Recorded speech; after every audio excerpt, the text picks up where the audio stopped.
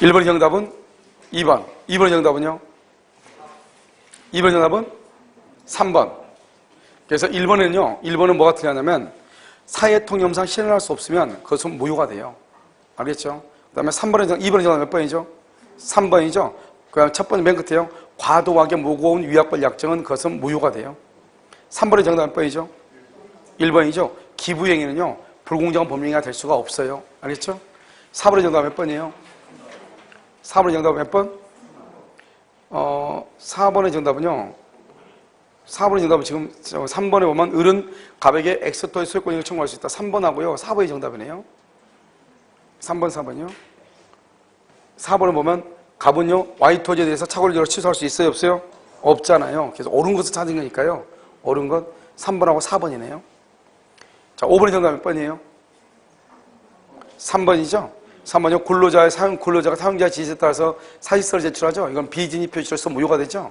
근데 맨 끝에 뭐라고 되어 있죠? 두 번째 줄 끝에 내심에 사직의 의사가 있는 것이라고 할 수 있다. 사직의 의사가 있다고 하면 지인이 있는 이 말이잖아요. 사직의 의사가 있는 것을 할 수 없다 그래야지 비진이죠. 의사가 없어야 비진이고 있다 그러면 지인이 있는 이잖아요. 6번의 정답 몇 번이죠? 2번이죠. 통정의 표시는 채권자 취소권에 대한 대상되고 채권자 취소권에 대상된 법령이라 할지라도 통정의 표시에 해당하면 무효가 될 수 있다. 7번의 정답 몇 번이죠? 7번의 정답은요? 2번이죠, 2번.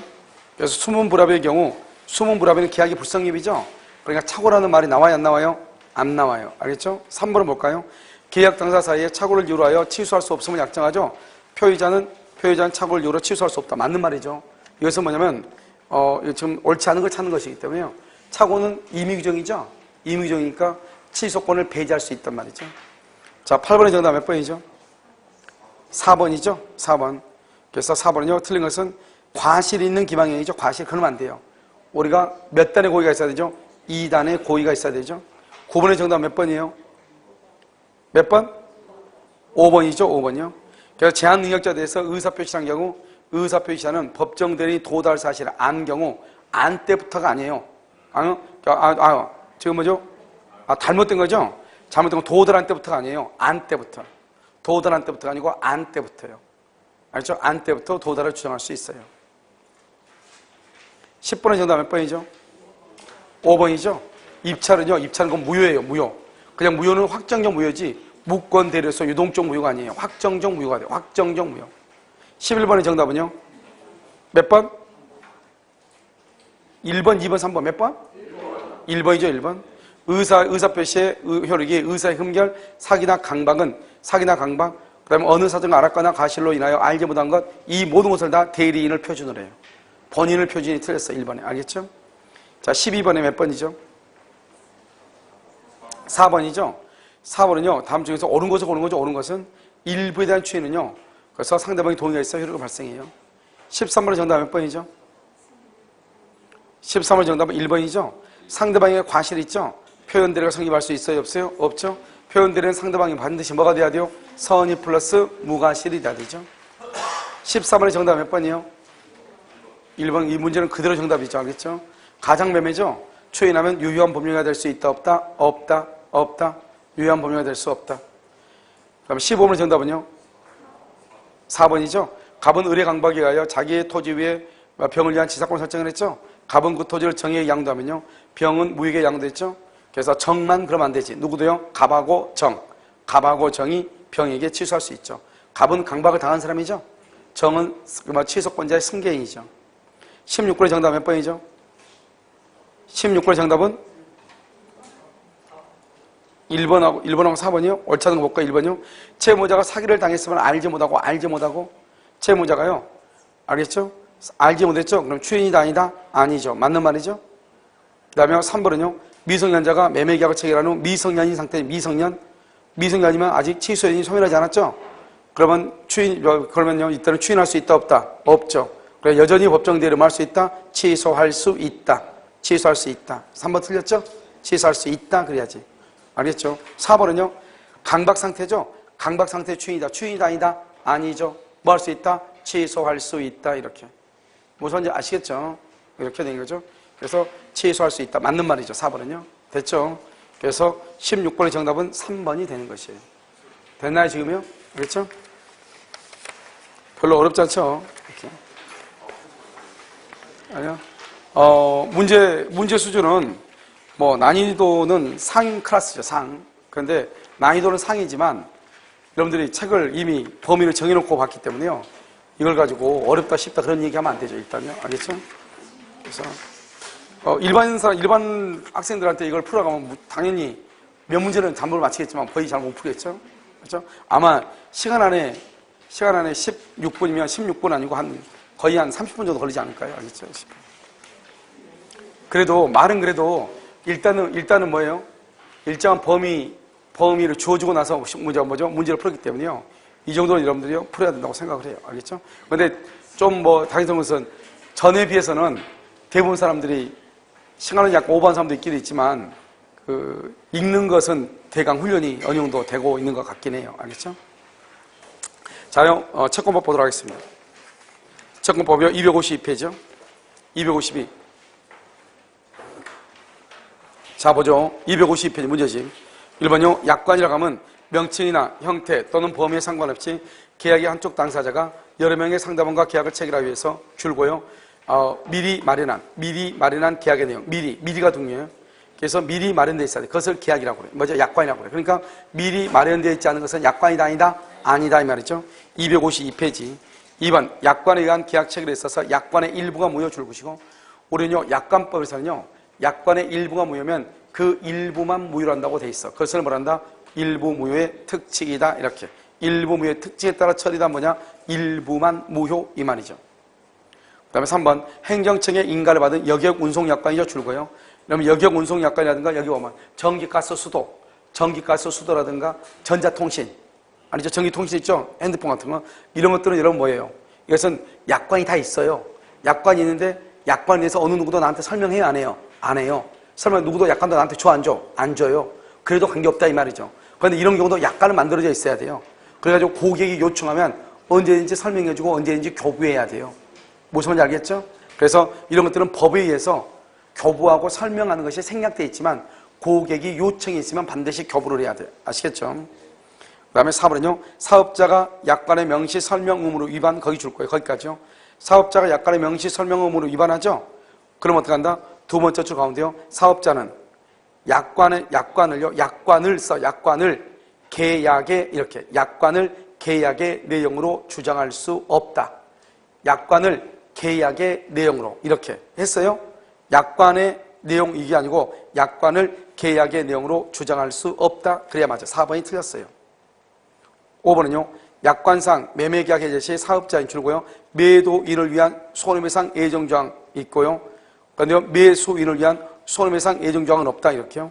매도인을 위해서는 예정조항이 있는데요. 매수인을 위해서는 없는 거예요. 매도인을 위해서는 있어. 매수인을 위해서는 없는 거예요. 그럼 어떻게 해야 돼요? 줄고요. 매수인을 위한 손해배상 예정조항이 없는 경우 거기까지요. 줄었죠? 맨 그때 무효라고 할 수 없다. 왜냐? 써요. 매수인은 손해를 입증해서 청구하면 된다. 매수인은 손해를 입증해서 청구하면 돼요. 그러니까요. 매수인을 위해서 아무 말이 없다고 할지라도 문제가 안 되는 것이에요. 그 다음에 2번은요.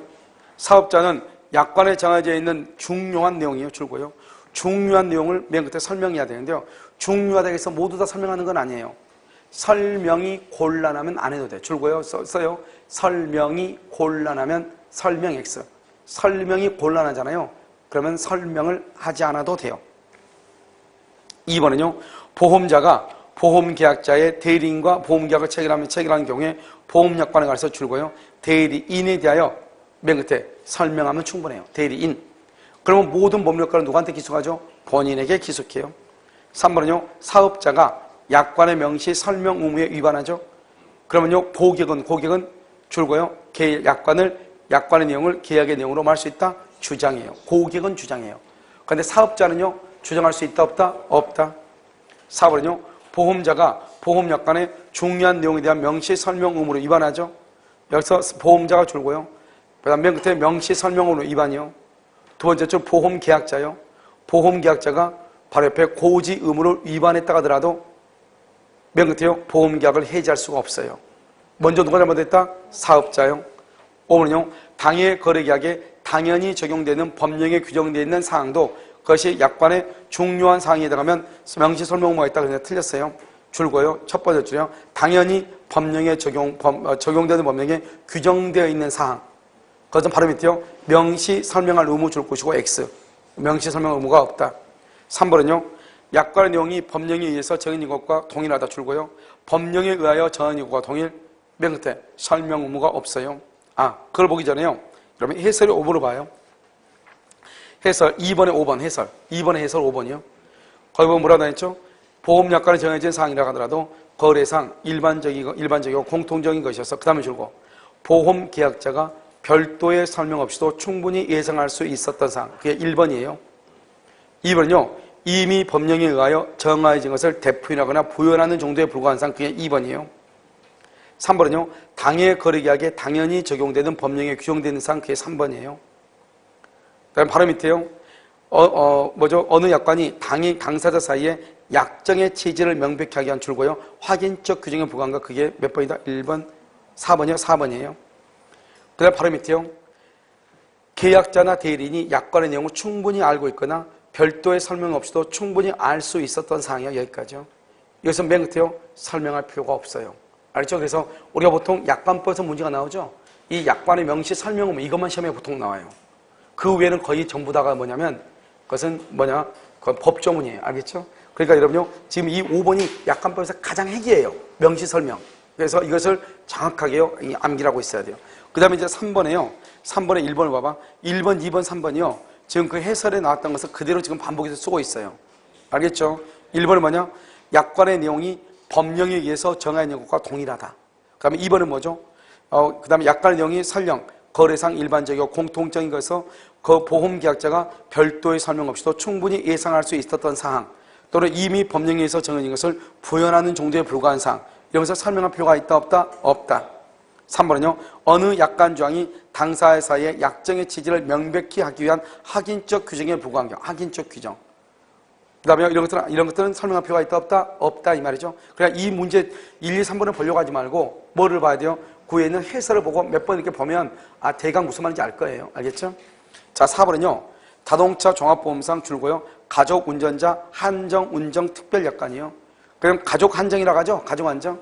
그럼 저도 이제 어제 보험 자동차 보험을 이렇게 다시 들었는데 가족들끼리 이렇게 묶으면 그러니까 이 가족 운전자가 아니고 가족들 이렇게 차 있잖아요. 우리 집에 있는 차를 같이 이렇게 묶어서 하면은 보험료가 뭐 싸다고 해가지고 아무튼 다른 데다가 보험을 이렇게 하려고 했는데 거기다 아무튼 듣긴 들었거든요. 그런데 보면 한정 운전 특별약관 보면 저는 차가 어떻게 되냐면 누구나 운전할 수 있게끔 돼 있거든요. 제 것은요. 그러면 다른 사람, 가족 다른 사람은 자기만 들고 돼 있고 내 차는 모두 다 운전할 수 있게 돼 있단 말이죠. 그런데 만약에 자동차 보험이 너무 비싸다 그러면 좀 싸게 좀 해달라 이렇게 했더니 가족 한정으로 해놓은 거예요. 갑자기요. 그럼 나한테 그걸 설명해 줘야지. 그래야지만이 내가 다른 사람한테 차를 안 빌려줄 거 아니에요. 그런데 나는 여전히 일반인인 줄 알고 차를 빌려줬더니 사고가 났더라 이 말이죠. 그런 경우는 내가 책임을 진다 안 진다? 안 진다. 왜? 설명을 안 했으니까. 무슨 말인지 알겠죠? 바로 밑에 5번 봐봐요. 예금 계약 양도 금지 특약이죠? 예금이요? 여러분 예금은 뭐예요? 여기 봐봐. 우리가 이제 물건이 있죠. 이 물건하고 이런 채권이 있잖아요. 이 물건과 채권을 뭐란다? 이것을 재산권이라고 그래요. 그럼 재산권의 특징이 뭐예요? 재산권은 양도성이 있어야 되죠. 양도성. 채권도 재산권이니까 양도를 하죠. 그런데 물건은 무슨 규정이냐? 강행규정이죠. 강행규정이니까 양도를 금지하면 돼야 안 돼요? 안 되죠. 양도를 금지해도 되는 게 딱 하나가 있어. 뭐? 전세권. 그놈 빼고는 물건은 양도 금지를 못 한다고. 무조건 뭐 할 수 있다? 양도할 수 있다고. 알겠죠? 그런데요, 여기가 채권은요, 채권. 그러니까 여러분 이런 말 하면 안 되죠. 봐봐. 지상권은요, 전속기간 내에서 임대할 수 없다. 그러면 안 되지. 왜요? 지상권은 전속기간 범위 내에서 타인에게 말 수 있어? 임대할 수 있다고. 지상권 양도 금지 특약은 유효이다, 무효이다? 무효라고요. 그럼 전세권 양도 금지 특약은요, 유효가 되죠. 전세권만요. 그런데 채권도 지상권이니까 양도성이 있단 말이죠. 그런데 문제는 뭐예요? 채권은 무슨 규정이다? 임의규정. 그러니까 양도를 제한할 수 있어. 제한하려면 뭐가 돼? 임의냐? 합의가 있어요, 합의가.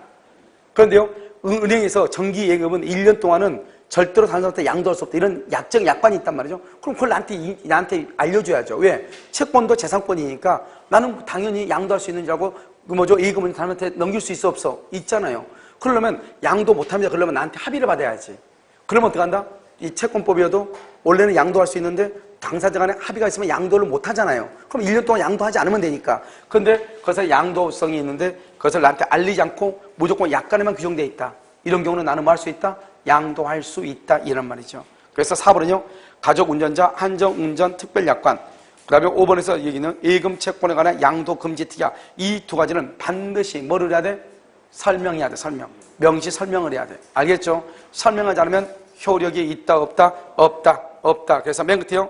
5번의 맨 끝에 보면 양도 금지 특약을 예금 계약의 내용으로 말할 수 없다. 주장할 수 없다. 이란 말이죠. 알겠죠? 자, 요 4번을 보시면요. 1번 약관에 의한 거래에 있어서도 당사자가 약관 조항과 다른 내용의 합의 주고요. 약관 조항과 다른 내용의 합의 이것을 뭐라 한다? 개별 약정이라고 하는 거예요. 그럼 우리 아까 뭐라고 했죠? 약관은 미리 마련되어 있어야 된다고 그랬죠. 근데 이것은 개별 약정이잖아요. 그래서 이것을 뭐라 한다? 개별 약정 우선의 원칙이라고 얘기하는 거예요. 그래서 약관 조항이 우선한다 이 말이죠. 합의 내용이 개별 약정이죠. 2번은요. 약관 내용이 명백하지 못하거나 그 다음에 의심스러울 때는요. 줄고요. 고객에게 유리하게 해석이요. 그 말은 뭐다 써요? 거기다가요. 이퀄 작성자 불이익의 원칙이에요. 작성자 불이익의 원칙 이렇게 작성자한테는 불이익하게 한다 이런 말이죠. 알겠죠? 그 다음에 그 외에도 평균적 고객의 이해 가능성을 기준으로 해서 어떻게 판단한다 줄고요. 객관적 획일적으로 해석해요. 그러니까 약관은요. 모든 사람한테 동일하게 해석을 해야 돼요. 그 다음에 3번은요. 약관의 조항 중 일부 조항이 고객과 교섭되었음을 이유로 그 조항에 대해서는 약관법이 적용이 배제되더라도 그러니까 약관에서요. 여기 보면 일부 조항이 고객과 교섭 줄거봐. 고객과 교섭 보면 개별 약정이죠. 개별 약정 우선이죠. 그러니까 이 개별 약정에 대해서는 약관법이 적용이 된다 안 된다? 안 되죠. 이 개별 약정 빼고 나머지는 다 뭐가 적용된다? 약관법이 적용이 된다 이런 말이죠. 교섭되지 않는 나머지 조항이요. 이때는 맨 끝에요. 약관법이 적용이 된다 이런 말이죠. 자 4번은요. 약관의 내용 통제 원료 자원은 줄고요. 신의 성실 원칙이요. 그것은요. 두 번째 맨 끝에요. 법원에 의한 내용 통제 즉 수정 해석의 대상이 된다 이 말이죠. 수정 해석의 대상이요. 그럼 이게 무슨 말이에요? 수정 해석이라는 것은 이런 말 했었죠. 무면허 운전이다. 그러면 보험회사가 책임진다 안 진다? 안 지죠. 그런데 내가요. 주차장에 파킹을 시켜놨는데요. 면허증이 없는 절도범이 차를 훔쳐가지고 타고 가다가 사고가 났단 말이죠. 무슨 말인지 알겠죠? 이런 경우 어떻게 될 것인가? 이런 무면허 운전까지 내가 책임을 안 지고 은행이 보험회사 책임 안 지고 내가 책임을 져야 되는가? 똑같은 무면허도 다르잖아요. 무면허는 뭐냐면 내가요 내 와이프라든가 내 아들한테 운전면허증 없는 사람한테 키를 줬단 말이죠. 그래가지고 사고가 발생했어. 그러면 내가 책임을 져야죠. 그런데 지금은 주차를 시켜놨는데 절도범이 차를 훔쳐가다가 사고가 났잖아요. 그런 경우까지 내가 책임을 지는 건 아니라고. 그런 경우 누가 책임진다? 보험회사가 일단 책임을 지고 보험회사가 먼저 해. 그러고 나서 절도범한테 뭘 행사해? 구상권 행사하고 나는 책임진다 안 진다? 안 져. 그것을 우리는 뭐란다? 수정해석이라고 하죠. 수정해석. 그러니까 무면허 운전일지라도 내가 모든 걸 책임지는 것이 아니고 책임을 지지 않는 경우도 있다 이 말이죠. 그래서 이것을 무면허 운전은 보험회사가 면책인데 수정해석을 해서 보험회사가 책임을 지는 경우도 있다 이 말이죠. 그때 그 수정해석의 근거가 뭐냐? 신의 성실의 원칙이다 이런 말이에요. 그래서 우리 약관법 제5조 보면 약관의 해석은 신의 성실의 원칙에 따라 공정하게 해석해야 된다 이렇게 돼 있거든요. 알겠죠? 그것을 얘기하는 것이에요. 자 5번은요. 보험자가 보험약관의 명시 설명 의무에 위반하여 보험계약을 체결할 때는 특별한 사정이 없는 한 약관의 내용을 보험계약의 내용으로 말할 수 없다. 주장할 수 없다. 아까 이건 했었죠? 보험자가 잘못했다 이 말이죠. 자 5번은요. 고객에 대해서 줄고 부당하게 이러면 앞으로 약관에서요. 부당하게 또 그다서 상당한 이유 없이 부당하게 상당한 이유 없이 이 말이 딱 나오죠. 부당하게 상당한 이유 없이 그러면 무조건 그 약관 조항은 유효이다 무효이다 무효가 돼. 무조건 무효가 돼. 여러분 5번 봐. 5번 부당하게 불리한 종 5번 부당하게 그럼 무조건 그것은 맨 끝에 공정을 잃은 것으로 추정을 해. 이걸 말한다 불공정 약관이라고 얘기를 해요. 알겠죠? 불공정 약관은 유효이다 무효이다 무효이다 이렇게. 그 다음에 2번 계약 해지로 인하여 사업자가 이미 받은 금전을 반환할 때 이자의 반환을 배제하는 약정. 이런 봐봐요. 우리나라 보험회사가 전 세계적으로 보험회사가 차르기 가장 좋은 회사가 어느 나라냐? 우리나라죠. 아마 다른 나라가요. 이렇게 우리나라처럼 우죽순 이렇게 보험회사가 많은 경우도 거의 드물 거예요. 우리나라 왜 잘 되냐? 우리나라 사람들은요. 보험을 1년 이상 그것을 유지하는 보험률이 그렇게 많지 않아요. 1년 이상. 가다가 어때요? 아는 사람 때문에 한 푼 없이 보험 들었다가 한 3개월 있다가 끊어. 알겠죠? 그럼 어떻게 돼요? 보험금 한 푼이라도 돌려 안 돌려지죠? 안 돌려지죠. 예를 들어서 몇 개월 이렇게 1년, 2년까지 보험 들었어. 그러다가 보험이 끊어져. 그럼 여기서 원금의 70%, 원금의 80%, 그 다음에 언제부터는 그 다음에 이자도 주고 이렇게 하죠. 그러니까 우리가 보험 계약을 해야지 했을 때는 이자의 지급을 하지 않는다는 규정이 있는가 하면 어느 순간 가야지 이자도 준단 말이죠. 이런 것들이 딱딱 이렇게 약관에 규정되어 있죠. 그 규정되어 있는 그 약관, 이자를 배제한다는 약관 규정이 만약에 현저하게 불공정하다. 그러면 뭐가 된다? 당연히 무효가 되겠지만 여기 한번 봐봐요. 정당화할 만한 합리적인 사유, 정당화할 만한 합리적인 사유가 있으면 유효, 합리적인 사유가 없을 때 무효가 된다 이 말이죠. 그러니까 여러분 나중에 보험계약을 6개월 정도 보험 들고 나서 해약하면 돈 몇 푼 받을 수는 있지만 만약에 들어간 돈이 100만 원이다 그러면 실제로 수령할 수 있는 돈은 10만 원도 안 되겠죠. 알겠죠? 6개월 정도 이렇게 하면요. 그럼 우리 보험 들다 보면 중간에 해약하면 돈 줘 안 줘? 안 주잖아요. 그런데 만약에 한 2년 정도 들고 해약을 한다. 그러면 원금을 다 받을 수도 있는 경우도 있지만 다 못 받는 경우도 있어 없어? 있죠. 그래도요. 그래서 그런 것들을 지금 얘기한단 말이죠. 그것이 합리적인 사유가 있느냐? 알겠죠? 있다. 그럼 괜찮아. 없다 그러면 안 돼. 옛날에 한번요. 한 몇 년 전에 그 KBS인가에서 보험회사에서 사람들이 나와가지고 토론을 했거든요. 토론을 한데 뭐냐면 자기네 보험 상품을 이렇게 홍보하는 거예요. 우리는 보험을 이렇게 해서 몇 프로 상회하면 몇 프로, 뭐는 몇 프로 주나, 뭐는 몇 프로 쭉 이렇게 보험회사 이렇게 하는데 여러 사람들이 다 패널들이 나와가지고 다 그 보험회사 대표에서 6명이 한 7명, 이게 상당히 많이 나와서 하는데 그 다 듣고 있다가 그 사회자가 그러더라고요. 결국 모두 똑같은 거예요. 상품은 같은 상품인데 다 다르는 거예요. 어떤 데는 더 많이 보장이 있는 것 같은데 아닌 것 같고 아무튼 이게 여러 가지가 있는 거예요. 그래서 그걸 쭉 이렇게 보더니 사회자가 그러더라고요. 결국 그 여섯 팀이 이렇게 봐. 6명이서 보험회사 나와가지고 얘기하고 있는데 결국 상해보험이라고 하는 것이 상품성의 상품이 있지만 말은 이렇게 뭐를 몇 번 보장한다 하는데 이런 것은 차이는 있는 것처럼 보이지만 실제적으로 전혀 차이가 없네요. 이렇게 얘기했어. 그랬더니 사람들이 다 말을 않고 다 끄덕이더라고요. 그럼 이게 차이가 뭐냐? 그렇게 했더니 이걸 계산하려면 복잡하다. 이렇게 얘기해, 다. 근데 모든 보험회사가요, 상품의 보장 조건 다 똑같다는 거죠. 무서운 일을 아시죠? 그래서 다 똑같고, 그 다음에 요즘 보면 보험회사 보면 신생보험사들 있죠. 롯데보험이나 뭐 이런 데 있잖아요. 이런 신생보험들은 누가 암 걸리죠. 암 걸렸다 그러면 바로 그냥 보험금이 바로 나와요. 보험금이. 그런데 삼성이나 이런 데 큰 데 있죠. 안정되는데. 이런 데는요, 끝까지 추적을 해요. 그러니까 우리가 암이 아닌데 일상적으로 암이라고 하는 것들이 있대요. 그러니까 우리가 그냥 이것도 양성 반응이니까 이게 또 암의 일종이긴 하지만 실제적으로 그것이 암으로 인정되지 않는 것들. 그런데 보통 우리가 말할 때 이것이 이제 크면은 나중에 이 종양이 암으로 된다. 이렇게 하는 게 있단 말이죠. 그런데 한 사람이 보험을 들었는데 보험은 그분은 6개인가 5개인가 들었더라고, 보험을요. 그런데 문제는 뭐냐면 삼성에서만 보험을 안 준 거예요. 롯데보험 같은 데는 바로 그냥 3천만 원 바로 나오더라고요. 바로 그걸 해가지고 바로 진다 보니까 롯데하고 뭐하고 하는 데는 신생인데 세 군데서 바로 돈이 나오고 하나 더 나오고 다 나왔는데 삼성에서만 돈이 안 나와. 삼성에서는 뭐냐? 우리가 정밀검사를 해봐야 되겠다는 거죠. 자기네들이 지나가는 병원에서 다시 정밀검사를 해보겠다. 왜냐면 그것이 그냥 우리가 말했을 때는 그냥 종양이 불과한 거지. 그게 이제 커지면 암이 될 수도 있는데 안 될 수도 있다 말이죠. 그래서 그분이 이제 삼성에 들고 있는 또 뭐 다른 보험들이 있나 봐요. 그래서 그 사람이 최종적으로 필요 없으니까 구독 안 받아도 되니까 내가 지금 삼성에 들고 있는 보험은 다 깰 테니까 그렇게 하라고. 그래 끊고 내가 내일 가서 해약하겠다 했더니 그렇게 했더니 그 사람은 보험을 좀 많이 들고 있나 보죠. 그쪽에서 연락 와가지고 바로 입금이 됐대요. 한참 있다가. 근데 안 주는 데가 유일하게 딱 삼성 하나예요. 삼성. 근데 다른데 이게 신생보험사들 있잖아요.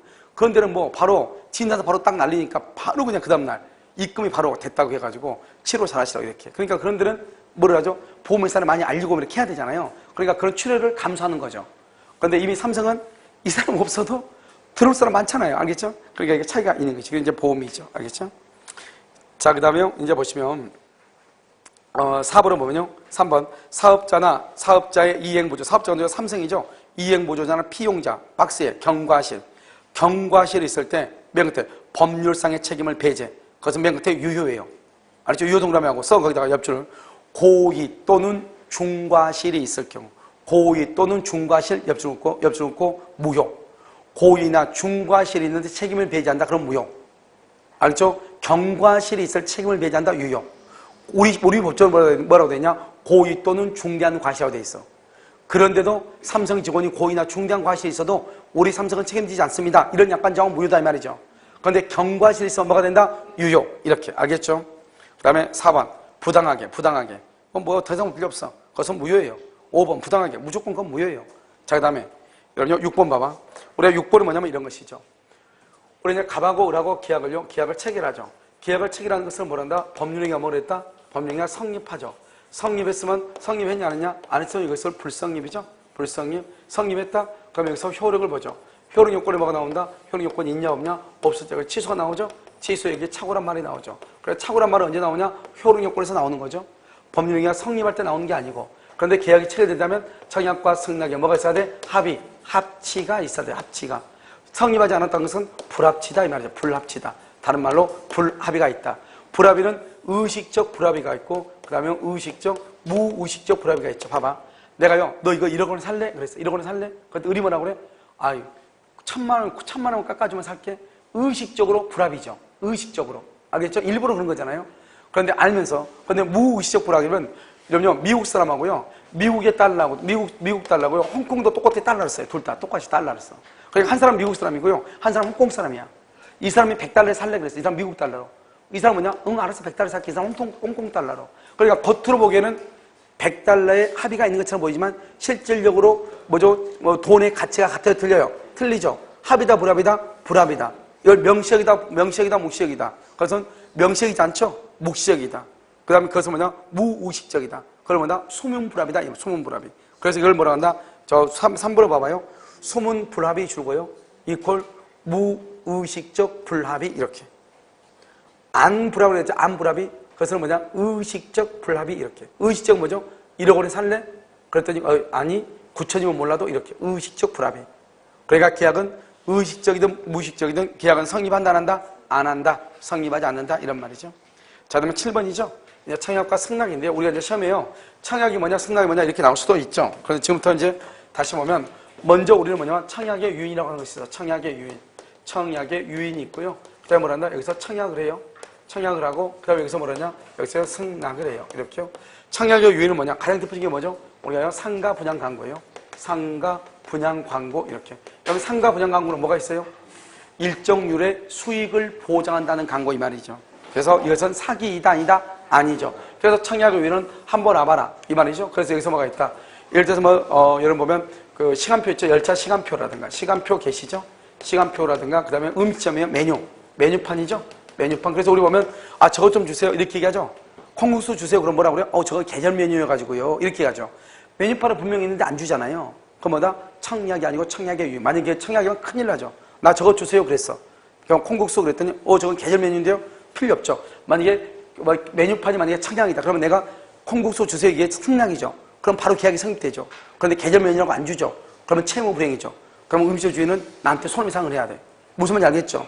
그러니까 그것은요. 청약이 아니고 뭐가 된다? 청약의 유인이 된다. 유인. 이해됐나요 지금요? 유인이고 그 다음에요. 청약이죠. 청약은 뭐냐? 특정인, 불특정 다수인에게도 할 수 있죠. TV, 홈쇼핑. 그런데 여기요. 승낙은요. 승낙은 누구한테 한다? 특정인 누구한테? 청약자한테, 자기한테 청약한 사람한테 승낙을 하는 거예요. 그럼 여기는요. 두 번째는요. 청약은 뭐냐? 구체적이고 뭐다? 구체적이고 확정적인 의사표시예요. 구체적이고 확정적. 그러니까 청약은 이건 청약 아니야. 너 이거 살래? 이건 청약 아니야. 한번 살래? 생각 있니? 이건 청약 아니야. 1억 원에 살래? 이게 청약이라고. 그럼 상대방이 고개만 끄덕이면 계약이 성립될 수 있도록. 알겠죠? 그 다음에 세 번째 청약은 뭐냐? 의사표시죠. 의사표시는 뭐다? 이것은 법률행위가 아니고 뭐다? 법률 사실이다. 법률 사실. 알겠죠? 3번 여기도 똑같아. 여기도 똑같아. 여기 또 청약도 의사표시여서 법률 사실이다 이 말이죠. 이것을 이제 우리는 청약이다. 여기는 뭐다? 승낙이다. 이렇게. 청약의 대표적인 게 뭐가 있다? 가장 대표적인 게 자판기죠. 자판기요. 작동하는 동안 자판기. 그 다음에 뭐가 또 정찰제. 정찰제요. 정찰제 상품 있죠? 이런 것들. 그 다음에 세 번째가 뭐냐? 택시. 택시가요. 승강장에 정차하죠? 택시가 승강장에. 그것은 뭐다? 청약이라고 그래. 버스가 승강장에 정차하죠. 그걸 뭐라 한다? 청약이라고 그래. 그런데 내가 탈락했더니 못하게 하거나 내리게 하죠. 그걸 뭐다? 승차 거부가 되죠. 왜? 그건 처벌하는 것이냐? 이미 운송계약이 성립되어 있는데 강제적으로 나한테 내리라는 거잖아요. 그럼 이 사람은 계약을 이행했어 안 했어? 안 했죠. 그래서 승차 거부는 처벌을 받는 것이에요. 알겠죠? 왜냐면 그 자체가 뭐가 된다? 청약이 되는 거예요. 그럼 내가 택시를 딱 손 세웠죠. 그럼 택시가 쓰죠? 그럼 이 자체가 자기가 나한테 썼다는 것은 자기 청약에 대해서 내가 지금 승낙한다고 이렇게 했기 때문에 자기는 택시가 오는 것 자체가 청약이란 말이죠. 내가 손을 들고 타죠. 그걸 승낙이란 말이죠. 했는데 갑자기 물어보셨고 어떤 사람들 보면요. 잘하면 오케이 가지고 물어보죠. 왜 물어본지 몰라. 그냥 가면 되는데. 그럼 어디까지 가세요? 물어보죠. 어디 간다 그러면 저는 지금 교대 시간이었어 이렇게 얘기하잖아요. 아주 그때는 좀 골치 수 있지만 대부분 경우는 승차를 거부한 거죠. 그게요. 그런 것은 뭐다? 처벌을 받는 것이. 알겠죠? 청약과 승낙이다 이렇게 얘기해. 그 다음에 우리 이제 격지자가 있죠. 격지자 간에는 뭐다? 청약이 있고 뭐가 있어? 승낙이 있죠. 그래서 청약은 무슨 주의다? 도달주의고요. 승낙은 무슨 주의다? 발신주의죠. 발신. 그런데 대화자죠. 대화자가는요. 대화자. 청약과 승낙이 둘 다 무슨 주의다? 청약과 승낙이 둘 다 무슨 주의다? 도달주의죠. 그래서 봐봐. 청약이라는 것은 무조건 도달해야 청약이에요. 우리가 도달하면 더 이상 처리할 수 있다 없다? 없죠. 격지자 간의 승낙은 발신이에요. 대화자 간의 승낙은 도달주의예요. 알겠죠? 차이가 있죠. 그러면 우리가 승낙이라고 하는 것은 뭐냐? 갑이라는 사람이 을이라는 사람한테 청약을 해. 그래서 청약 1월 1일부터 1월 1일 날 청약을 발송을 해. 청약을. 그래서 뭐냐? 1월 5일 날 도달을 해. 도달하고 난 다음에 10일 안에 승낙을 해달라. 1월 15일까지 승낙을 해달라. 이렇게 했어. 그러니까 청약을 발송할 때는 청약이 아니죠. 도달해야 청약이죠. 도달하면 뭐를 할 수 없다? 처리할 수 없죠. 도달하기 전에는 뭐 할 수 있다? 처리할 수 있죠. 발송 후 도달하기 전에 사망하거나 행위 능력이 없어도 그는 의사표시 의력에 영향이 있다 없다? 없죠. 그러면요 이 의뢰한 사람이 언제다? 여기서 1월 7일 날 편지를 발송을 하죠. 발송하면 발송할 때 계약이 성립을 해요. 이게 531조라고. 그런데 이 발송한 것이 이 기간 안에 도달해야 돼. 1월 10날 도달해야 돼. 도달을 하면은 발송할 때부터 계약이 성립해. 그럼 이게 바로 528조란 말이죠. 528조하고 529조가 있는데 528조는 승낙 기간을 정하면 그 기간 안에 승낙이 도달해야 돼. 승낙이 도달하냐면 5월 15일이 딱 지나면 청약은 소멸해. 청약은 효력을 잃는다 이 말이죠. 청약은 소멸해. 5월 15일이 딱 지나면. 그러니까 15일 안까지 발송한 것이 도달해야 발송할 때 계약이 성립해. 만약에 529조는 뭐냐? 승낙 기간을 정하지 않는 경우. 승낙 기간을 정하지 않는 경우는 상당한 기간 안에 도달해야 돼. 도달하지 않으면 갑의 청약은 소멸을 해. 알겠죠? 그러니까 우리는 청약에 대한 승낙이라는 것은 청약이 도달하면 그 청약이 도달해서 승낙 기간 안에 승낙을 해야지 계약이 성립하는 거잖아요. 이것을 얘기한단 말이죠. 그런데 여기서 그러면 승낙이라는 것은 뭐냐? 먼저 갑의 청약을 받고 해야 돼. 그런데 여기서 봐봐. 말을 봐봐. 청약을 받고 해야 돼. 그럼 어떤 것이냐? 이런 말이란 말이죠. 어떤 거냐면 갑이라는 사람이 의뢰한 사람한테요. 야, 너 1억 원에 살래? 그래서 1월 1일부터 1월 1일 날 그래서 여기 청약을 발송해서 1월 5일 날 도달했어. 을한테 도달하면 이게 청약이잖아요. 이 청약을 을이 받고 언제요? 1월 6일 날 발송을 해. 승낙을. 이것을 뭐냐? 이것을 승낙한단 말이죠. 이걸 뭐냐? 청약에 대한 승낙이다. 이렇게 얘기하는 거예요. 그러니까 승낙은 청약을 받고 하는 게 승낙이란 말이죠. 그런데 여기서 받고 해야 되는데 교차 청약이라고 하는 것이 있어. 이 교차 청약이라는 것은 봐봐. 두 사람이 다 청약만 있다 이 말이잖아요. 청약만 있다. 그러면요 뭐냐? 갑이 을한테 뭐란다? 을한테 1억 원에 살래? 1월 1일 날 편지를 발송을 했어. 발송을 해서 갑이 발송한 것이 을한테요 1월 5일 날 도달을 해. 그럼 1월 5일 날 도달해야 청약이잖아요. 그런데요 이 의뢰한 사람이요 갑이 집을 판다는 소식을 들었어. 그 집을 자기한테 갑이 지금 청약했는데 그걸 모르고 이 의뢰요 갑한테 뭐라냐? 1월 3일 날 뭐라냐? 야 당신 집 나한테 1억 원에 팔래? 이렇게 청약을 해. 그래가지고 이 편지가 1월 8일 날요 갑한테 도달해. 갑한테 도달했어. 1월 8일 날. 그럼 어떻게 돼요? 원래 승낙은 청약이 받고 그 다음에 하는 게 승낙인데 여기는 청약을 지금 받았어 안 받았어? 받기 전에 했죠? 이것을 교차 청약이라고 그래. 말은 그러니까 이해를 잘 해야 돼. 교차 청약은 뭐냐? 여기서 1억이고 여기도 1억이고 1억 이것을 뭐란다? 내용이 동일해야 돼. 그 다음에 청약은 봐봐. 청약은 무조건 격지자든 대화자든 청약은 무조건 무슨 주의다? 도달주의죠. 그러니까 양청약이 다 도달해야 돼. 하나는 1월 10일, 하나는 1월 15일 도달했죠? 그럼 언제 계약 성립한다? 1월 15일 날 계약이 성립한다. 내가 지금 얘기하는 것은 갑의 청약을 내가 받고 승낙을 하죠? 그러면 나 청약에 대한 승낙이라고 얘기해. 갑의 청약을 받기 전에 내가 또 청약을 하죠? 그걸 뭘 한다? 무슨 청약이다? 교차라고 한다고. 교차 청약은 무조건 무슨 주의다? 도달주의. 도달해야 돼. 또 한 가지. 청약은 내용이 동일해야 돼. 갑도 1억 원으로, 을도 1억으로. 이게 동일해야 된다고. 무슨 말인지 알겠죠? 그것을 뭘 한다? 교차 청약이다. 이렇게 얘기를 해. 됐죠, 지금? 자, 그 다음에 두 번째로 뭐냐면, 청약의 내용과 동일해야 돼. 청약의 내용과 동일해야 돼. 청약의 내용과 동일하다. 이 말이 무슨 말이냐? 갑은 을한테 1월 1일부터 1월 10일까지 승낙해라. 얼마에? 1억 원에 이렇게 얘기했어. 1억 원에 승낙해라. 그러면 승낙기간이 1월 2일부터 1월 10일까지 승낙이라 이 말이죠. 그런데 을이 언제 승낙했냐? 1월 3일날 을이 승낙을 했어. 나 9천이면 몰라도 이렇게 9천이면. 그럼 어떻게 된다? 지금 1월 1일인데 편지를 1월 1일에 받았다 이 말이죠. 갑이, 을이. 그리고 1월 3일날 9천에 살게 이렇게 했어. 그러면 1억 원의 청약에 대한 거절이에요. 거절이고 을이 처음에는 1번은 갑이한테 청약을 했죠. 이번에는요 을이 갑한테 2번으로 9천만 원에 새롭게 청약한 것으로 봐. 그럼 어떻게 된다? 갑의 청약은 지금 1월 10일까지인데 기간이 아직 남아있잖아요. 그러면 큰일 나. 우리가 조건이나 변경을 가면 청약에 대한 거절이에요. 청약한 거절이니까 이 모든 것이 다 없어져. 다 없어져 버려. 아예. 그리고 오로지 을이 갑한테 9천에 사고 싶다. 청약만 있는 거예요. 새로운 청약이라고 그래요. 그런데 이 을은 어떻게 생각하냐? 아, 얘가 1월 3일날 얘기했더니 아무 말이 없거든요. 아직 자기는 10일까지니까 시간이 남았다고 생각하고 1월 6일날 뭐라 1월 6일날 알았다 이 더러운 놈아 그러면 1억 원에 살게 이렇게 얘기했어. 1억 원에 살게. 그러면 이때 1억 원의 계약이 성립하는가? 성립한다 안 한다? 안 한다 이 말이지. 안 한다. 왜 1억 원에 성립하지 않느냐? 지금 말했죠. 을이 갑의 청약에 대해서 거절하죠. 거절하게 되면 어떻게 한다? 갑의 청약은 없어져 버려요. 이 사람은 을은 1월 10일까지니까 1월 10일까지 있다고 생각을 해도 없어져 버린다고. 그리고 오로지 을의 갑에 대한 9천만 원 청약만 있다고. 그런데 갑이 아무 말 안 하니까 다시 1월 6일날 다시 1억 원에 산다고 얘기했죠. 그럼 또 어떻게 되냐? 이 9천의 청약은 또 없어지고 을이 갑에게 또 1억 원에 새롭게 청약한 것으로 보는 거예요. 알겠죠? 그래가지고 갑이 그 1억 원의 청약에 대해서 승낙을 해야 계약이 성립한다 이 말이죠. 그러니까 조건이나 변경을 가한다. 새로운 청약이다. 그러면 갑의 청약은 없어진다. 아무리 기간에 관계없이. 그러니까 갑이 청약한 기간 내에 다시 승낙을 했다 할지라도 계약은 성립한다 안 한다? 안 한다. 물어본다? 새로운 청약으로 볼 뿐이다. 자, 세 번째요. 우리는 연착된 승낙이 있어요. 연착된 승낙. 승낙 기간 내. 우리는 승낙 기간 안에요. 기간 내에요. 승낙 통지가 발송되고 승낙 통지가 도달해야 돼. 그래서 발송되고 도달해. 이게 너무너무 중요하다고. 승낙 기간 안에 발송되고 도달해야 돼. 무슨 말인지 알겠죠? 그러면 뭐가 되냐? 이런 말이죠. 예를 들어서 갑이 을한테요. 야, 너 1억 원에 살래? 이렇게. 그래서 1월 1일부터 1월 10일까지 승낙해라. 이렇게. 그랬더니 을이요. 1월 9일날 편지로 1월 9일날. 1월 9일날 만약에 아니요. 1월 3일날. 1월 3일날 편지를 발송을 했어. 발송을 했더니 이 편지가요. 1월 5일날 도달을 해.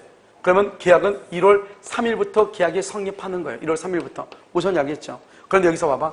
갑이 을한테요. 청약을 했어. 1억 원에 사라고. 그래서 1월 1일부터 1월 10일까지 이렇게요. 그래서 이 사람이요. 1월 9일날 발송을 해. 1월 9일날. 그럼 1월 9일날 발송하잖아요.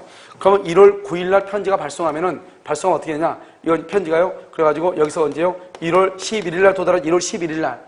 1월 11일날 도달하잖아요. 그러면 이것을 연착됐다고 해요. 연착. 이건 연착됐다고 하고 이 연착된 것은 승낙이 아니야. 아까 말했죠? 시간이 1월 10일이 지나면 청약은 자동적으로 없어져 버린다고. 그러니까 청약이 없는데 승낙을 했잖아요. 그러니까 계약은 불성립해.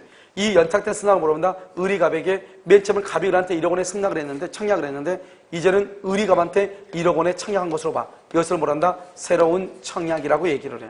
그런데 갑이 을한테요. 갑이 을한테 1억 원에 사라고요. 1월 1일부터 1월 10일까지 승낙해라 이렇게 했단 말이죠. 그래서 이 사람이 1월 3일날 발송해서 발송. 1월 3일날 발송했어. 그럼 어떻게 돼? 1월 3일날 발송하면 이틀이면 도달하잖아요. 그런데 어떤 일인지 모르겠는데 아무튼 이것이 1월 11일날 도달했다 이 말이죠. 그럼 이걸 뭐란다? 연착됐다고 하죠. 이것을 연착된 승낙이라고 얘기하는 거예요. 그런데 이것이 충분히 기간 안에 도달할 수 있도록 발송해서 충분히 꼭 그런 말이 나와. 여기는 충분히 기간 안에 도달한다 이런 말이 나와 안 나와? 안 나오죠. 그럼 여기는 충분히 기간 안에 도달할 수 있도록 발송했는데 연착이 됐어. 다른 말로 뭐냐? 천재지변이라든가 우체국 사정이라든가 이런 말이 꼭 나와. 이런 이유로 연착이 됐다. 그랬을 때는 연착이 통지를 해야 돼. 했냐 안 했냐? 했다 그러면 계약은 불성립해. 만약에 연착 통지를 하지 않았다? 그러면 연착되지 않는 것으로 봐. 연착되지 않는 것으로 봐. 연착되지 않았단 말은 기간 안에 도달한 것으로 봐. 기간 안에 도달하면 언제 계약이 성립한다? 승낙의 통지를 뭘 할 때? 발송 시 계약이 성립해. 발송할 때. 그래서 연착이 통지를 했다? 계약은 불성립해. 연착이 통지를 하지 않았다? 연착되지 않는 것으로 봐. 기간 안에 도달한 것으로 봐. 그래서 언제 계약이 성립한다? 발송할 때 계약이 성립해. 중요한 것은 발송이란 말이 아주 중요하다. 발송할 때 이렇게. 알겠죠? 그 다음에 이제 네 번째가 뭐냐면 우리는 승낙할 의무가 있는가? 승낙할 의무? 우리는 승낙할 의무가 없다 이 말이죠. 승낙할 의무란 게 뭐다? 갑일한테 편지를 보내면서 마음에 들지 않으면 반송해라. 반송하지 않으면 당신이 산 것으로 보겠다 했어. 그런데 반송을 안 했어. 그래도 계약은 성립한다 안 한다? 안 한다. 다섯 번째, 우리가 의사표시를 해야 돼. 의사표시. 이것은 청약과 승낙 의사표시는 법률 사실이라고 그랬죠? 의사표시를 해야 돼. 근데 의사표시가 없어도 계약이 성립한 경우가 있어. 의사표시가 없어도. 그것을 뭐란다? 의사실현에 의한 계약이 성립. 의사실현. 의사실현. 지금 여러분 여기 뭐죠? 책상 여러분 다 보니까요. 야쿠르트인가요? 그게 뭔가요? 요구르트인가요? 요구르트이게요. 지금 한 병씩 다 놓여있네요. 지금 책상이요. 그럼 누군가가요. 이거 혹시 마음에 들면 사세요. 그냥 그렇게 놔둔 거야. 이걸 누가 공짜로 주는 것이 아니고. 그럼 놔뒀는데 그럼 어떻게 해야 돼요? 자기가 먹고 싶으면 어떻게 해야 돼요? 아, 그럼 이거 얼마예요? 그럼 1,000원이면 1,000원 줄게요. 이렇게 1,000원 주고 내가 마셔야 될 거 아니에요. 그런데 그렇지 않고 뭐라 한다? 됐다 아무 말도 없이 그냥요. 자기 앞에 있으니까 그냥 이게 오픈해서 그냥 마셨다 이 말이죠. 이걸 뭐라 한다? 의사실현이죠. 마신 순간에 뭐가 된다? 마시는 것. 그래서 떼는 순간 뭐가 된다? 계약이 성립하죠. 그런 사실만 때 있는 때. 원래는 어떻게 해야 돼? 원래는 청약에 대해서 뭐가 있어야 돼? 승낙이 있어야 되죠. 그런데 청약에 대해서 승낙을 하지 않고 제가 이렇게 가다 보면 집에를 가다 보면 뭐가 나오냐면 어디지? 교차로인가 거기 지나다 보면 뭐가 나오냐면 그 옥수수 파는 데가 나오거든요.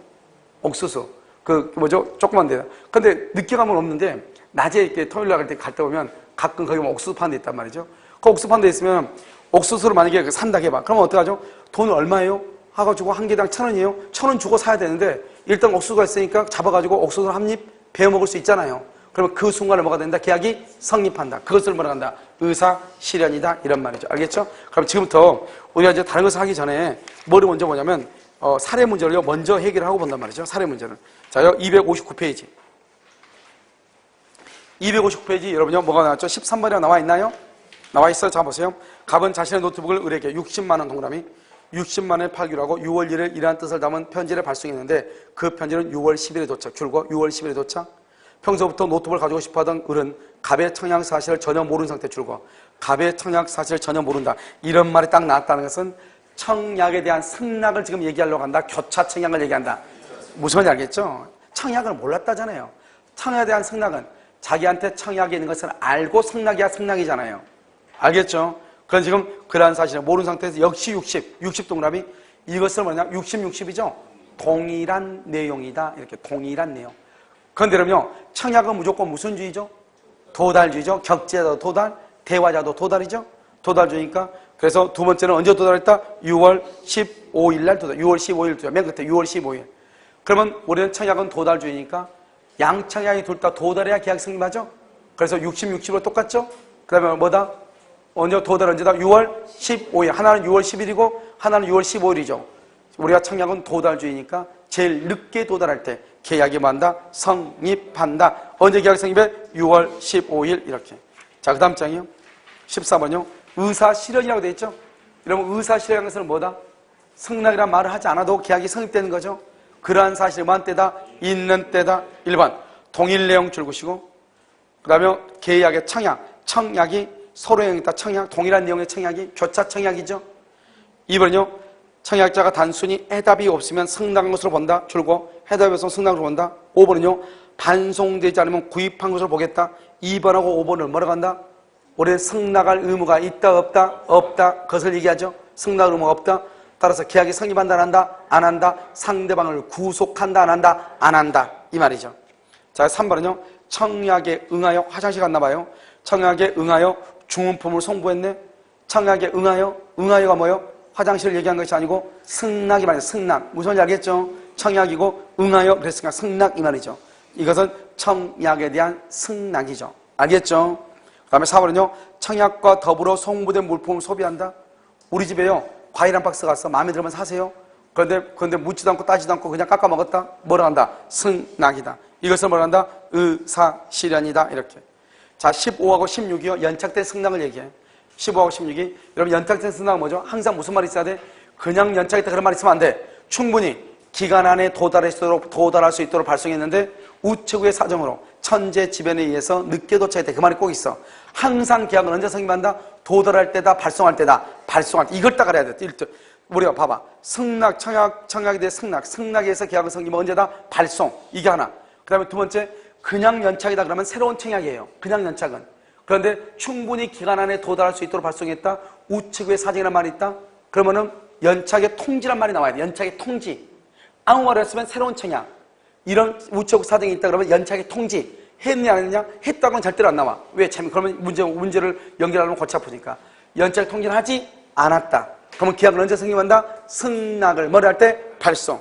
자, 15번. 갑은 을에게 서신을 보내어 자신의 자동차를 500만 원에 팔겠다고 하면서 10월 2일까지 연락해달라고 했다. 9월 25일 저녁에 서신을 9월 25일 동그라미. 그래서 차를 구매했던 편지를 갑에게 보냈다. 보냈다가 발송이에요. 9월 25일 중에. 그러면요, 뒤를 몰라도 일단 무조건 9월 25일이 계약이 성립이에요.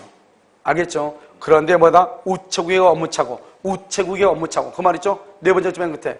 그러면 무슨 말이다? 충분히 기간 안에 도달할 수 있는데 늦게 도착했다 이 말이죠? 알죠? 이럴 때는 뭐가 중요하다? 연착의 통지란 말이 중요하다. 알죠? 그래서 10월 5일에야 도달했죠. 10월 2일까지인데 연착이 됐죠. 그런데 갑은 이를 무시했다. 무시했다 말이 뭐다? 연착의 통지를 안 했다 이 말이죠. 연착의 통지를 하지 않으면 연착되지 아니한 것으로 보죠. 그러면 계약은 언제 성립한다? 발송할 때. 언제? 9월 25일. 9월 25일. 있어요, 없어요? 몇 번이죠? 5번이다. 5번이다. 자, 16번은요. 갑은 을에게 승낙기간을 6월 28일로 해서 자신의 소유의 상가 건물을 매도하겠다는 청약을 했다. 을은 갑의 청약 때문에 매수하겠다는 승낙의 통지를 줄고 6월 22일 박스 6월 22일 돈 발송. 모르면 그냥 정답은 6월 22일이 정답이에요. 알겠죠? 그런데 보면요.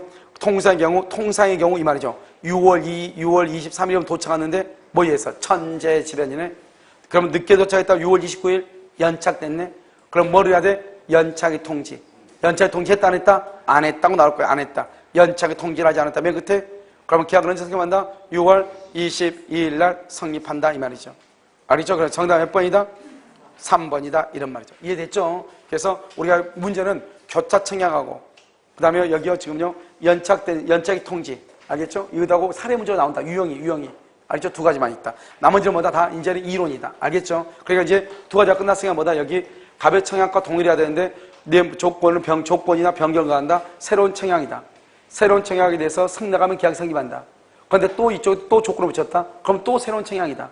한 번 저쪽에서 청약을 거절하죠. 그러면 갑의 청약은 기간이 있고 없고 떠나도 전부가 다 뭐가 된다? 소멸한다. 알겠죠? 자, 한번 볼까요? 7번 봐봐. 256페이지 7번이요. 청약이라고 할 수 있는 것은 뭐죠? 청약이라고 할 수 있는 것? 그것은 2번 정찰이죠. 정찰제. 8번은요. 1번 계약의 청약은 특정이나 줄고 불특정인에 대해서 할 수 있다. 그런데 10번의 1번을 봐봐.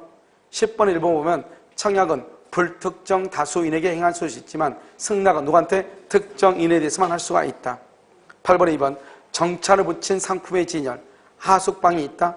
그 다음에 입찰 광고, 구인 광고 이런 것은 다 청약 유인이다. 틀렸죠. 뭐가 틀렸어? 정찰은 뭐다? 청약이다. 청약. 3번 계약의 청약은 이에 응하는 승낙만 있으면 곧 계약이 성립하는 줄고 구체적 확정적 의사표시. 우리 시험에는 의사표시이다 이렇게만 나올 거예요. 알겠죠? 다른 국가고시가 이렇게 길게 나왔지. 자, 4번은요. 자판기는 줄고요. 작동하는 동안만. 작동하는 동안이 중요한 것이 아니고 자판기가 청약이에요. 이런 우리가 자판기다 한 말은 뭐예요? 작동하니까 자판기라고 하지. 작동하지 않으면 고철이라고 하죠. 그렇잖아요. 그런데 이게 행시에 나온 건데 아무튼요. 이거 볼 때마다 나는 참 웃긴 게 사람이 얼마나 소심하면 이렇게 했을까 이 생각이 들어. 알겠죠? 문제 풀 때. 우리 자판기라고 하는 건 뭐예요? 고장난 걸 자판기라고 하나요? 고장난 건 자판기라고 하지 않죠. 알겠죠? 폐차에 있는 것을 우리 저걸 자동차라고 얘기하지 않잖아요. 알겠죠? 그러니까요. 4번요. 자판기는 설치되어 있더라도 작동하는 동안만 청약. 정확한 말이죠. 아주. 어마무시하게요. 우리 명예퇴직이죠? 이런 명예퇴직은 여러분 판례 이미 봤죠? 판례 강의할 때 다 봤어. 명예퇴직 뭐라고 그랬죠? 봐. 명예퇴직 신청했어. 명예퇴직을 신청을 했는데 저쪽에서 명예퇴직의 합의가 되기 전에 처리할 수 있어 없어? 처리할 수 있어 없어? 그러면 명예퇴직에서 퇴직의 합의가 있어. 합의가 있어. 그러면 명예퇴직을 다시 처리할 수 있어 없어? 처리할 수 있어 없어? 여러분요 그 토요일 날 강의한 것 같은데 토요일 날 일월화 그런데 어제 비 왔죠. 그러니까 내가 꼭 우산 쓰고 다니라니까. 알겠죠? 여러분요 명예퇴직의 합의 전에는 처리할 수 있어요. 명예퇴직 합의가 이미 끝났죠. 끝나버리면 더 이상 처리는 안 돼요. 알겠죠? 두 가지. 그래서 명예퇴직은 신청만 하고 합의가 되기 전이다 처리할 수 있어요. 합의가 되기 전. 왜냐면 사용자가 동의를 해야 되잖아요. 처리할 수 있어요. 그런데요 명예퇴직의 합의가 이미 끝났죠. 더 이상 처리가 돼, 안 돼? 안 돼. 알겠죠? 자, 9번. 1번. 청약의 구속력은 승낙기간의 경과 후 청약자가 청약을 처리하지 않더라도 그 기간 내 승낙의 통지를 받지 못할 때는 뭐한다? 효력을 잃는다. 이랬나요? 승낙기간 경과 후 청약자가 처리를 하지 않아도 승낙기간 경과 후 줄고 승낙기간이 경과하죠? 그러면요, 청약은요, 맨 끝에 효력을 잃어요. 청약을. 2번은 똑같아. 봐봐. 이런 봐봐. 우리가 청약을 할 때는 반드시 승낙기간을 정해야 돼요? 정하지 않아도 돼요? 봐. 2번. 승낙기간을 정해야 청약 줄고. 두 번째 똑같아요. 승낙기간을 정하지 않고 서행한 청약, 그 다음에 줄고요. 했죠? 그러니까 우리가 청약을 할 때는요, 승낙기간을 정해도 되고 정하지 않아도 돼요. 알죠? 승낙기간을 정하면 그 기간 안에 승낙의 통지가 도달해야 되고, 승낙기간을 정하지 않으면 상당한 기간 안에 도달해야 돼. 그런데 만약에 둘 다 도달하지 않으면 청약은 자동적으로 뭐가 된다? 효력을 잃는다. 이 말이야. 청약은 효력을 잃는다.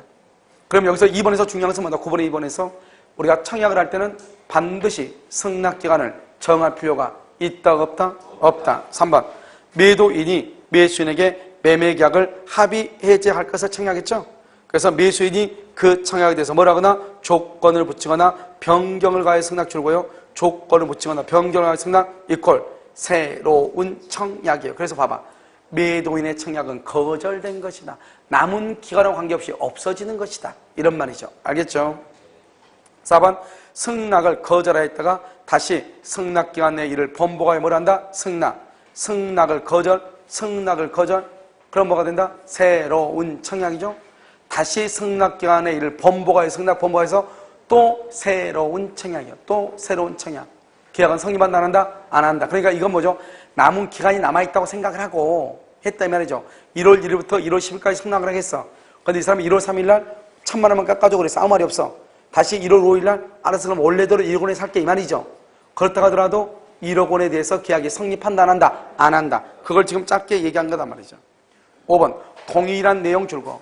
동일한 내용을 가지는 계약의 청약이 당사 사이에 서로 행해졌다. 이걸 뭐란다? 교차청약. 교차청약에서 중요한 키워드는 딱 두 가지. 동일한 내용, 도달이다. 왜? 청약은 무슨 주의니까? 도달주의니까. 빨리 도달할 때, 늦게 도달할 때 이렇게. 10번, 1번. 청약은 불특정 다수인에 대하여 행해질 수 있지만 승낙은 특정인에 대해서 행해질 수 있다.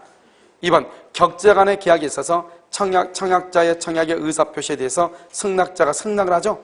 그러면 의사표시가 청약자한테 도달할 때 계약이 성립한다. 발송할 때 성립한다. 발송할 때. 도달하면 발송할 때부터 계약이 성립해. 승낙이 도달하죠? 그럼 발송할 때부터 계약이 성립해. 3번. 승낙의 통지는 승낙기간 내에 발송하는 것만은 부족하고 그 기간 내에 뭘 해야 돼? 도달. 옆줄 긋고 도달하죠? 그러면 발송시 계약 성립해. 발송시 계약 성립. 그러니까 둘 다가 승낙기간 안에 발송되고 승낙기간 안에 도달해야 돼. 둘 다가. 그런데 언제 계약이 성립한다? 발송시. 4번. 물품 구입의 청약자가 청약과 함께 물품을 송부하면서 만약 구입하지 않으면 반송하라, 반송하지 않으면 구입한 것을 보겠다고 한 경우 상대방이 이를 반송하지 않더라도 계약은 성립한다, 안 한다? 안 한다. 5번. 청약과 더불어 송부된 물품을 소비했다. 청약과 더불어 송부된 걸 소비했다. 우리 것을 의사실현이다. 그러한 사실만 때 있는 때 계약이 성립한다. 이렇게. 11번. 청약자의 의사표시에 의하여 승낙의 통지가 필요하지 않다. 승낙의 통지가 필요하지 않다. 이것을 의사실현이다. 두 번째죠. 의사실현. 그러한 사실만 때 있는 때, 안 때가 아니다. 2번. 청약의 상대방은 청약을 받아들일 것인지 여부에 대해서 회답할 의무가 있다, 없다? 없다. 3번. 승낙의 기간을 정한 계약의 청약에 대해서 승낙의 통지가 기간 후에 도달했다면 그래 됐죠? 기간 후에 도달했다. 기간 후에 도달. 원칙적으로 청약을 한다. 효력을 잃는다. 4번. 청약자가 승낙이 승낙기간 내에 도달할 수 있도록 발송했으나 그 기간이 지난 후에 도달했다. 상대방이 줄고 봐. 승낙기간 내에 도달할 수 있도록 발송. 이것을 우리는 모른다. 천재지변 이 말이죠. 우체국 사정 이 말이죠. 이랬을 때는 반드시 무슨 말이 튀어나와야 돼? 연착의 통지. 그런데 연착의 통지를 하지 않았다? 안 했다? 그러면 계약은 뭐 한다? 성립한다. 언제 성립해? 발송시. 5번. 승낙은 특정의 청약에 대해서 행해지는 것이며 청약의 내용과 일치해야 돼. 그런데 승낙자가 청약의 내용을 변경해서 승낙하죠? 변경해서 승낙한다? 청약자가 이를 승낙한 경우 계약은 뭐가 된다? 성립한다. 그래서 여기 봐봐. 변경하여 승낙 줄고 변경하여 승낙을 말한다. 새로운 청약이라고 그래. 새로운 청약. 그 다음에 청약자가 이를 승낙하죠. 승낙 그러면 계약은 뭐한다? 성립하죠. 새로운 청약이 돼 있었으니까. 승낙하면 성립하죠. 자, 12번은요. 갑은 을에게, 이건 똑같아. 우리가 뒤에 문제하고, 승낙기한은 6월 28일로 하는 자신의 소유 상가 건물을 매도하는 청약을 했고, 을은 갑의 청약 또는 매수했다는 승낙을 줄고 6월 22일 발송. 6월 22일 발송. 그런데 그 다음날에 6월 23일에 도착하는데 천재지변 주고, 천재지변. 6월 29일에 도착했다. 그런데 갑은 연착에 통지하지 않았다. 연착에 통지하지 않았다. 연착되지 아니한 것으로 본다. 계약은 언제 성립한다? 6월 22일. 2번 청약자가 단순히 해답이 없으면 승낙을 본다. 해답이 없으면 승낙을 본다. 알겠죠? 그런데 해답이 없다. 상대방은 구속한다 안 한다? 안 한다. 계약은 성립한다 안 한다? 안 한다. 2번 승낙의 통지를 했으나 그것이 청약자한테 도달해야 한다. 도달. 그걸 불착 또는 연착이라고 해요. 불착이나 연착은 누가 불이익이냐? 표의자. 여기서는 승낙이니까 승낙자가 표의자죠. 만약에 청약이면은 청약자가 표의자가 되겠죠. 알겠죠? 표의자의 불이익으로 된다. 4번 격자 간의 계약이 있어서 청약자의 청약의 의사표시에 대해서 승낙자가 승낙을 했죠. 그런데 의사표시가 청약자에게 도달할 때가 아니고 승낙자가 줄고 승낙의 의사표시를 발송할 때 계약이 성립해. 5번 갑의 청약에 대해서 을이 조건을 붙여 승낙을 하죠. 갑이 을의 조건부 승낙에 대해서 승낙의 의사표시를 하여 그 의사표시가 누구한테 도달했다? 을에게 도달했다. 그럼 봐봐. 조건을 붙여 승낙했죠? 그럼 봐봐. 을의 조건부 승낙 줄거. 을의 조건부 승낙을 뭐라 한다? 새로운 청약이죠. 새로운 청약에 대해서 승낙을 했다 이 말이죠. 새로운 청약에 대해서 승낙을 했어. 그러면 계약은 성립한다? 성립하지 아니한다? 성립한다 이 말. 성립한다. 왜냐면 조건부 승낙을 새로운 뭐라고 하니까 청약이라고 하는 것이니까 이런 말이죠. 알겠죠? 자, 그 다음에 여러분 강의 노트로 봐. 강의 노트 어디로 보냐면 채권법 여기 있죠? 핵심 요약 강의 노트 채권법 1페이지로 봐. 이건 여러분요 채권법 모두에서 몇 페이지밖에 안 되냐?